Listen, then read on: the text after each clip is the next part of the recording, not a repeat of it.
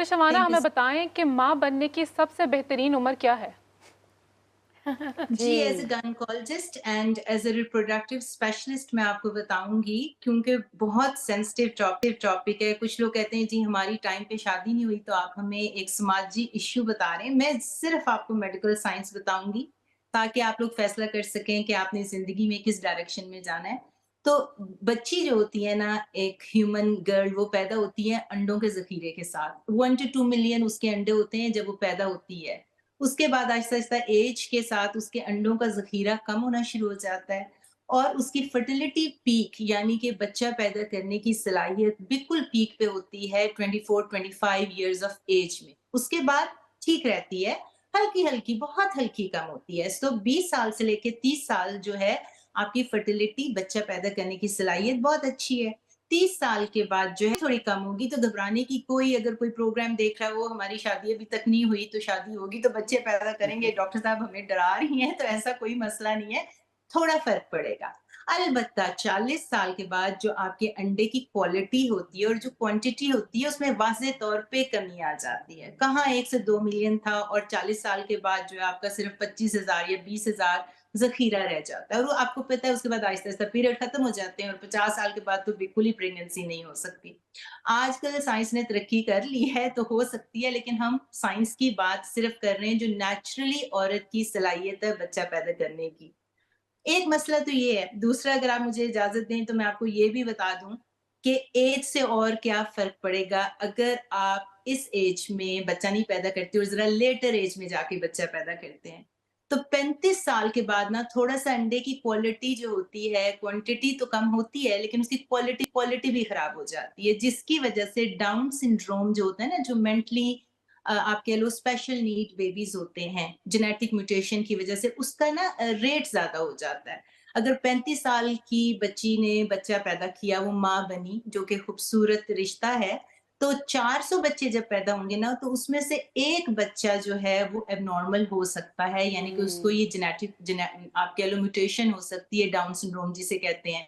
और अगर 40 साल की आप देखें कि अगर 40 साल की ये खातून हो जाती है और फिर बच्चा पैदा करती है, तो 94 बच्चे अगर पैदा होंगे तो उसमें से 1 बच्चा जो है उसको ये प्रॉब्लम और जेनेटिक म्यूटेशन हो सकती है, तो कितना फ़र्क आ जाता है।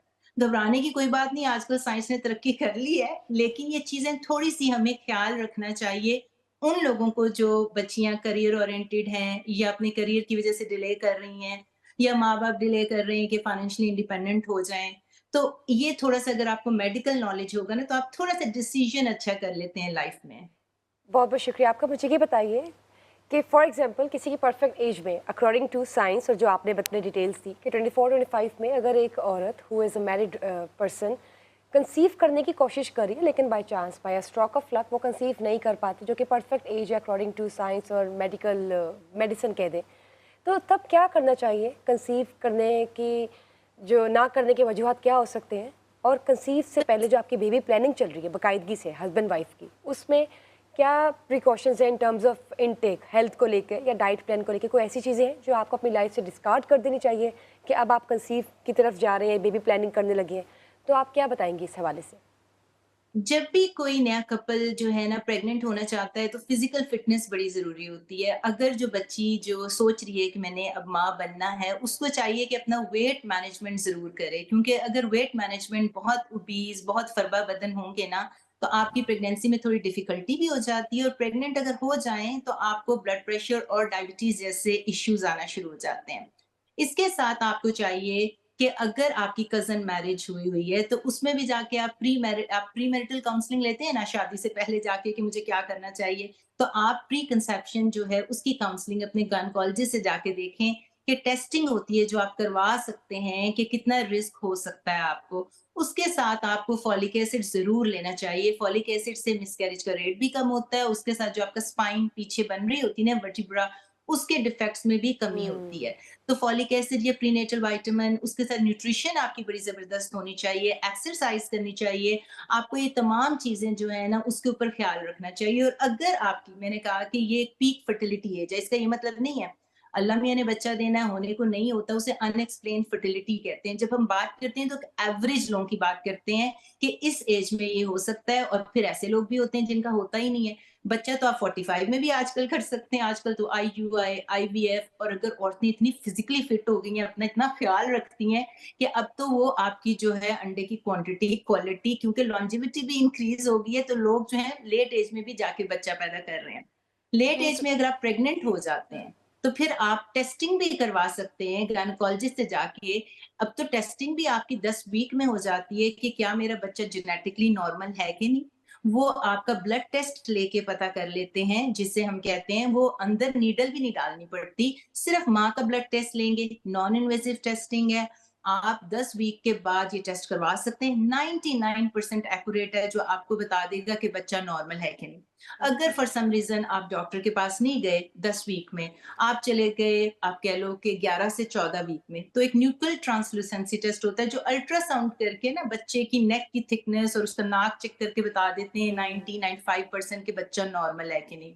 और अगर वो भी नहीं टेस्ट कराया ना आपने, आप 15 वीक के बाद, आपकी प्रेगनेंसी को 15 वीक हो गए और आप डॉक्टर के पास गए, तो वो नीडल डाल के बच्चे का पानी लेके 100% चेक करके बता देंगे कि बच्चे को डाउन सिंड्रोम या कोई ऐसी डिजीज तो नहीं है, बच्चा टोटली नॉर्मल है।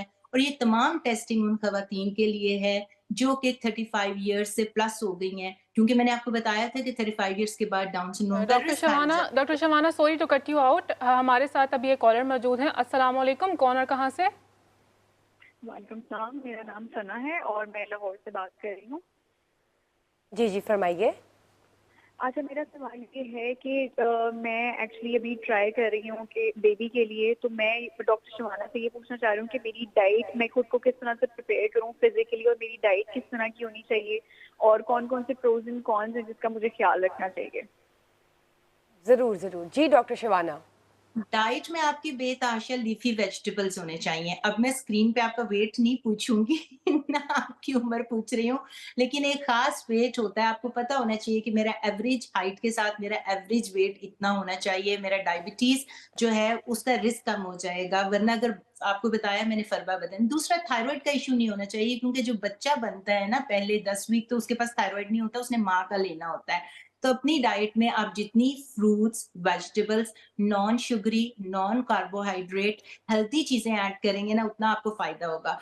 प्रीनेटल विटामिन नहीं लेना तो फॉलिक एसिड तो जरूर ले लीजिए, और वॉक और वर्जिश जरूर जारी रखें। जितनी हेल्दी आप पहले होंगी, उतना ही हेल्दी आपकी प्रेगनेंसी होगी। अगर आपका वजन जरा हल्की तरफ है ना, तो आपको ज्यादा, मैं कहूंगी कि आप प्रेग्नेंट होके वापस आएंगी तो आपके पास चांस होगा, मैं कहूंगी हाँ भाई तुम्हारे पास ज्यादा जगह है, ज्यादा खा पी सकती हो तुम।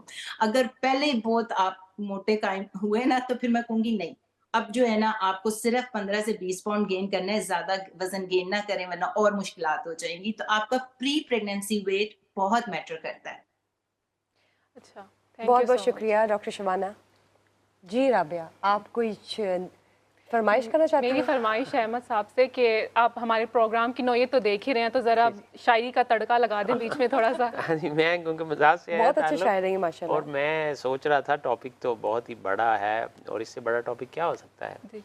माँ के हवाले से। और फिर असल मुझे थोड़ी सी इसमें गुंजाइश ये नज़र आई कि शादी शुदा लोगों की बात हो रही और जल्दी शादी की बात हो रही, तो मैं मैसेज उनको देना चाहता हूँ। और इसमें देखिए कि ज़माना चेंज हो गया है, 21st सेंचुरी जा रही है, और अब जो है वो औरतें अगर बोलें भी तो मर्द हजरात, कुछ मर्द हजरात ऐसे शहरों में हो गया है मेरे जैसे कि वो उनकी सुनते भी हैं, और वो ये, तो उस हवाले से अगर कोई नहीं भी सुनते तो उनको मेरा पैगाम है इस शायरी जी जी प्लीज़ अर्ज कीजिए। कि शादी भी हुन कर कर लांगे, जी लांगे कुछ मार मुर लांगे, और जे वो थोड़ा औखी हुई पैर ओदे फे फाड़ फुड़ लांगे। औखी नहीं होने वाह देना, जी वाह। औखी नहीं होने देना। जे वो थोड़ा औखी हुई पैर ओदे फे फाड़ फुड़ लांगे, और ओदे ते जे गुस्सा आया अपने मुंह ते धर तुर लांगे।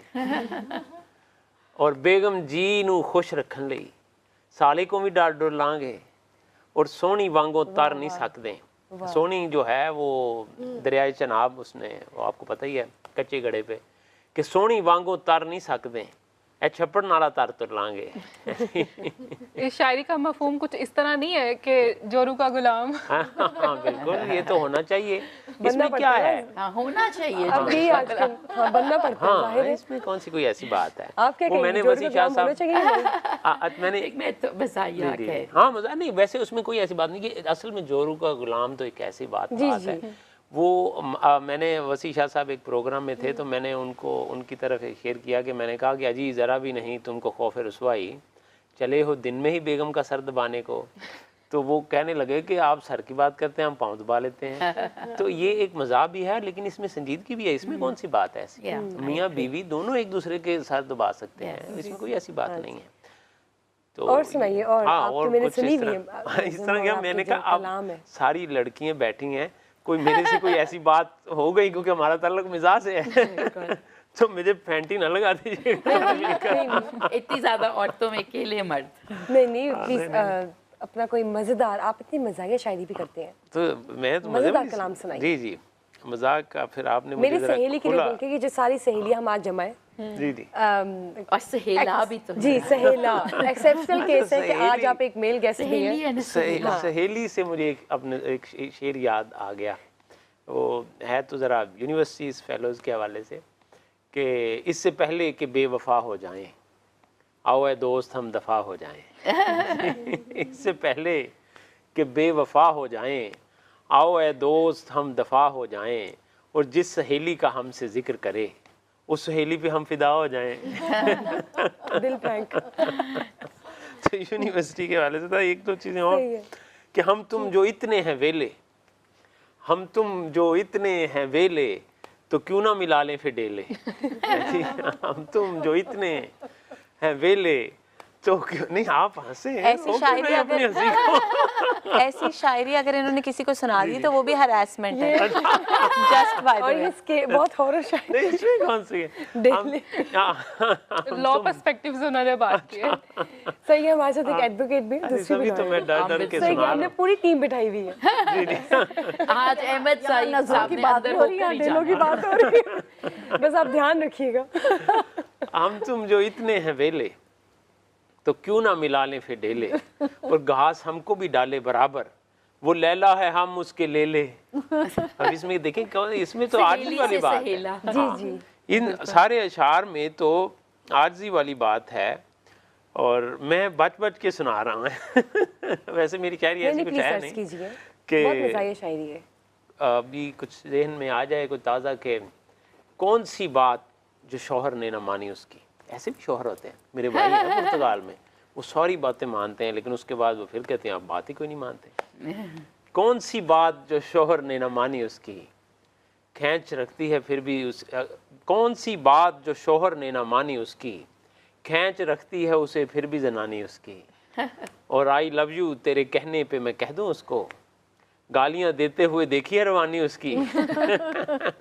लेकिन बेमौका बेमहाल कहेंगे तो आपने फिर ये जो तो है ना। पर्सोना एक बनाया हुआ ना औरत का, मतलब डर है बीवी का। Yes, रोब आपकी है, शायरी में रोब पता है। चल रहा है मैं कि तो बीवी का समझता रोब हूँ और डर औरत है। का रौब होना चाहिए बिल्कुल हर बिल्कुल जगह बिल्कुल। ही, चाहे वो बीवी नहीं, की बहुत शक्ल अच्छी, में हो। बहुत अच्छी। ये कमेंट हम इनसे दोबारा तब लेंगे जब ये 6 मर्दों के बीच में बैठे होंगे, अभी औरतों में बैठ के ये कमेंट कर रहे हैं। तब देंगे। Yes.